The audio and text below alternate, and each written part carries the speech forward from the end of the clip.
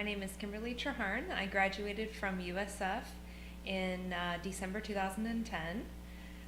During my graduate program, I completed my practicum and internships at an agency called the Florida Center for Early Childhood in Sarasota, which is where I live. And once I graduated, I was hired into a full-time position as a mental health therapist. I got my registered internship and received my license by March 2000 and what was it? Must have been 2013.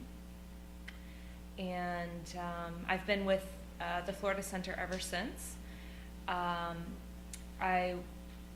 now in a supervisory role. I'm clinical director.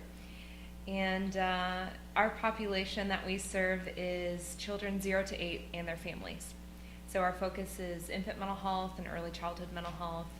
And with that, of course, we're working with parents and families. So we see all kinds of issues and work with all kinds of diagnoses. But typically our primary client of focus is the child or the infant. Our department, we have probably 6 full-time therapists. We have 2 graduate interns, and we have a couple of licensed therapists that are kind of doing special projects, parenting programs, parent engagement.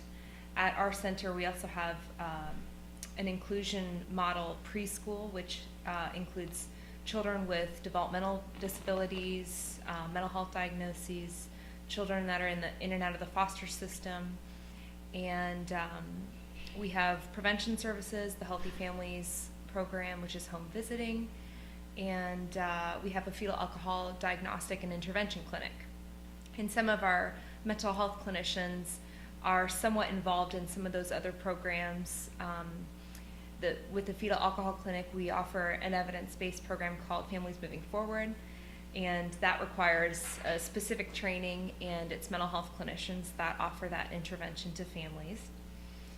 And we also have a Fussy Baby Network warm line and home visiting program, which is also something that mental health clinicians are involved in.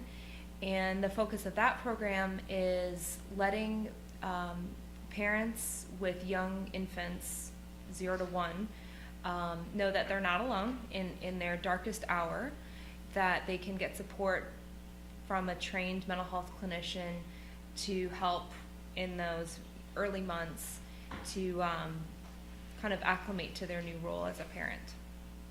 So we have lots of special projects that we're doing at the Florida Center. Very good. So, what kind of advice would you have for students who are in the process of becoming a mental health counselor and graduate from this program? In their graduate program or post? In their program. Yeah, I think that being as involved as you can be in your program and getting to know your professors is a huge part of the process. It's not just attending classes and doing the work, but it's taking advantage of the relationships that you have with your peers and with professors, getting to know their area of expertise, and kind of piggybacking off of their professional experience. I got to know a certain professor that was invested in play therapy, and my relationship with her, my mentorship with her, was a huge catalyst for my professional experience and learning, because I became involved in the Association for Play Therapy, and it was so much more than just the classwork. It was getting involved in some research and being able to gain some practical experience while I was in my graduate program. That is what really set me apart from other interns during my graduate internship, to actually be offered an employment position with my agency, because I already had gained some practical experience. I already had some specialized training to work with young children. So that set me apart initially, and it's just been a great relationship to rely on since graduating. I can email or call a few of my past professors, and that's a huge gift. So I'd say getting involved, and then we also founded the advisory committee during my program, and that's just a great thing because then you're building relationships with incoming graduate students.